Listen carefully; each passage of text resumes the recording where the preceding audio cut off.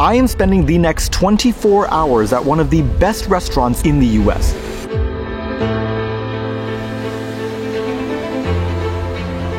We're eating breakfast, lunch, and dinner here, and getting a special behind-the-scenes look to find out what makes a restaurant like this so special. This place is creating some of the most mind-blowing food and is literally redefining what luxury means, so let's dive in.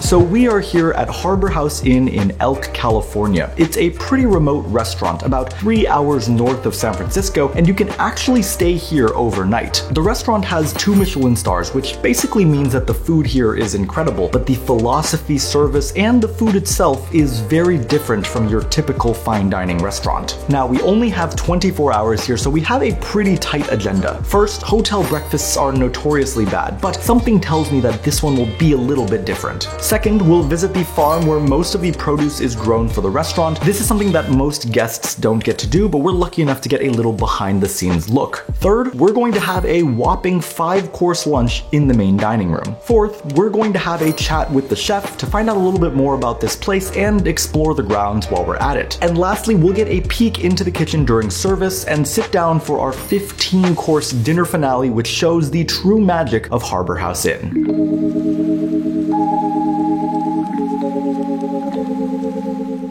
So we started off with a bang because the breakfast that arrived was beautiful. I don't normally eat breakfast, so the fact that we got this much food was actually a bit overwhelming in the best way possible. Everything on this tray was fresh, local, gorgeous, and hopefully delicious. We got a variety of fruits from the farm like blueberries and peaches, some crunchy toast with sweet jams, bacon, a yuzu pound cake, and some potatoes, one that was paired with leeks and the other that was prepared like patatas bravas. But the stars of the show were the congee with a silky, runny egg yolk that was warming and good for the soul.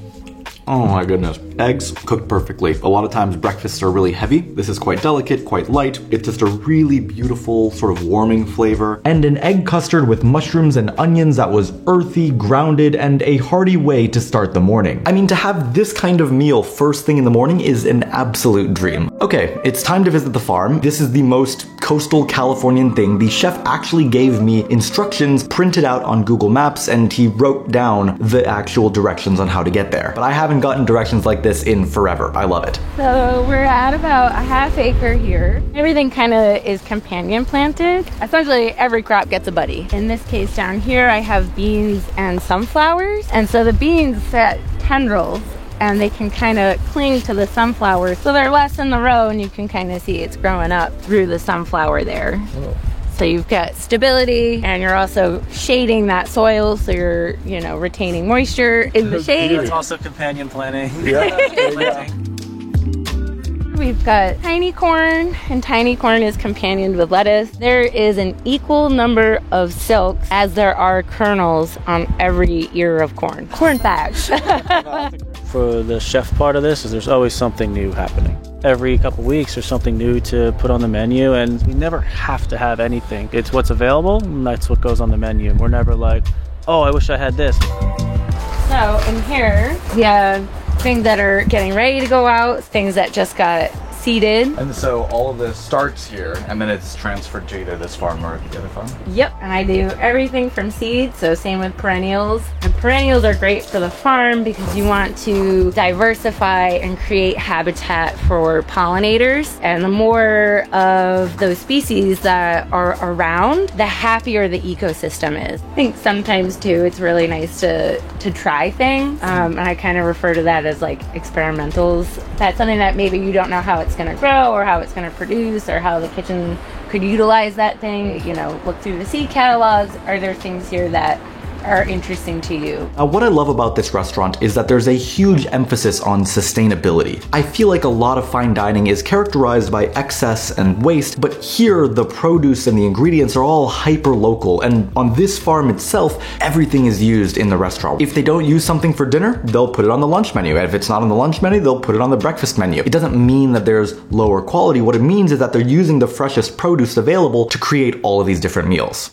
Even though we had a large breakfast, this farm tour made me really want lunch just to see how they're actually using ingredients from the farm in the dishes that they wind up creating. So we strapped in for a 5-course lunch that would hopefully wow us. We started off with a salad which was composed of vegetables from their garden, radishes, coriander flowers, and a house-made sesame togarashi. Super light, really delicious flavors, and prepared honestly the way that a salad should be, where you can really taste the vegetables instead of just a dressing. After this, we had their bread and butter, which was probably one of the most unique breads I've ever had. Both the bread and butter were made with sea lettuce, which was harvested by hand, filtered through seawater, and then dried. It's got a really nice exterior, and then the interior is nice and squishy. I mean, I'm excited to try this.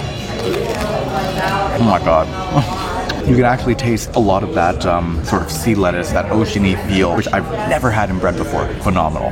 Whew. Next up was their local raw fish preparation, which was rockfish with umeboshi, wakame, cucumbers, and wild radish flowers. I will admit, I was worried about having a 5-course lunch, but each of these dishes felt really light and refreshing and kept me wanting more throughout the meal. This dish was quickly followed up by their cooked fish dish, which was a local black cod with Dungeness crab and uni butter sauce, beans, and grilled scallions.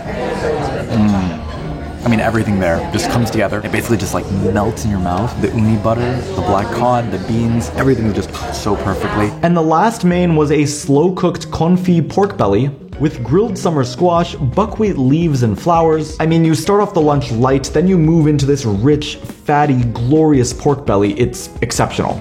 We literally saw these squash growing in the farm when we were there, so now we're gonna try it with this pork. It's so juicy. And the squash is so fresh, so delicious, and farm grown. Finally, we had one of the favorite desserts that I've ever had.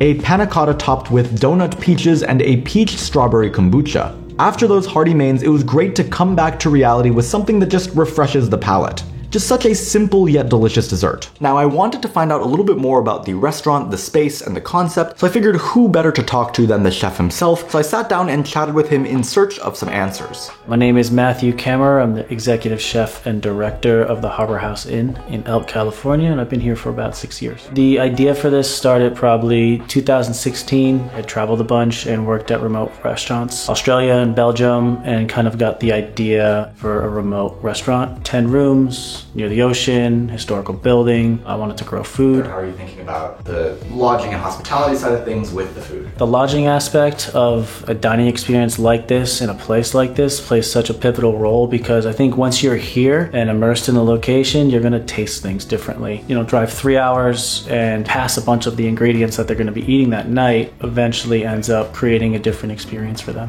Can you talk a little bit more about the farm, the foraging that you guys do, like how you get your produce not from vendors and how you start to do a lot of it on your own? We have complete control of when it's harvested, but now even where it's planted, so we can pinpoint those microclimates where the plant is going to do best, and then we can really control the overall taste. Taste versus flavor. Taste is the original product before you've done anything to it, and then flavor is after you've cut it, you've cooked it, you seasoned it. So you create flavor, but you start with taste, and if we start with taste first, we're always going to end up with a better product. Giving people a singular experience in a place that they have to travel to and they can't get anywhere else is kind of our focus, and a byproduct of that is what ends up on the dinner plate. Okay, this is the moment we've been waiting for. This is why we're here. A seafood-focused 15-course dinner that's world-renowned. I was recently at the World's 50 Best Restaurants Awards, and every one of the chefs there was saying that they needed to come out here and try Harbor House Inn specifically. So clearly, people are wanting to come here, and I'm very excited. So without further ado, let's eat. You start the night off with a welcome infusion of sea vegetables to prepare your palate. It's umami, and it gives you a sense of what the night will be like because you get these flavors that are reminiscent of the sea right away. But you quickly move into their raw fish dish with a rockfish cured on kelp with anise hyssop vinegar and a garnish of cucumber flowers and kombu. We start to see that same pattern from lunch of light, refreshing dishes at the beginning of the meal to ease you into the menu. This was followed up by their Dungeness crab dish, which was served with a mung bean miso and paired with their smoked claws, which were finished with a bit of clarified butter. It's a delicious preparation that contrasts hot and cold between the claws and the body meat.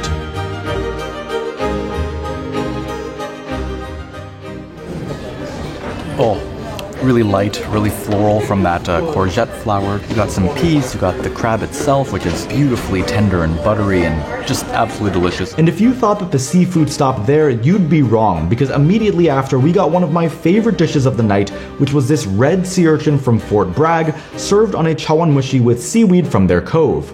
This is a massive amount of uni in this dish, and I am a huge fan of uni, so here we go. The uni is super smooth, chawanmushi is super smooth. You get a little bit of the warmth from the chawanmushi, but the coldness from the uni, I mean, that is a really delicious bite. What was surprising was actually how quiet the kitchen was. I feel like you always imagine a hectic, chaotic, intense kitchen, but here everything felt almost orchestrated. The team worked perfectly together. They'd have 2 or 3 people assembling every single dish, and all of their steps were incredibly synchronized. It was like watching the ballet. I love watching people work, and this was an extremely well-run kitchen. Here we go.